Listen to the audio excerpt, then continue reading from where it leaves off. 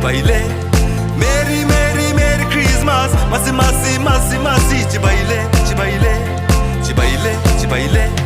Tlang tin mual tin chin lai leng chak thlang chim ma rual du leng indam chin mo indam chamo lo dam zel ru chung pathian zara lim takin lo mila kan lal lo piang thiang lim takin o fel takin o fresh takin o fair takin le Hello hello Merry Christmas Masi Masi Masi Masi Chibai Merry Merry Merry Christmas Masi Masi Masi Masi Chibai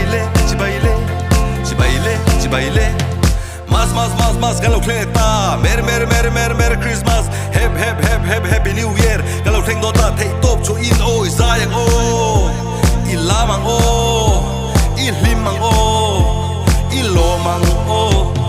Hello Merry Christmas Masi Chibai Merry Christmas Masi Chibai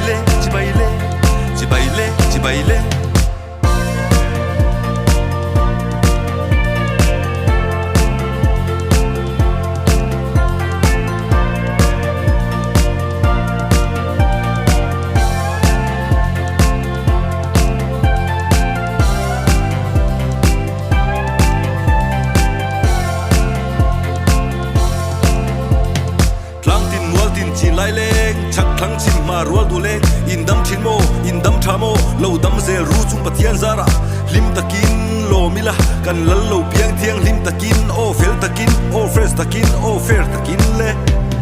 Hello Merry Christmas Masi Chibai Merry Christmas Masi Chibai Hello Merry Christmas Masi Chibai Merry Christmas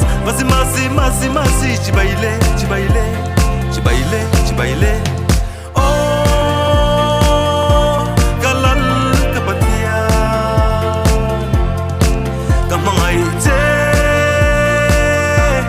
ita kanie kata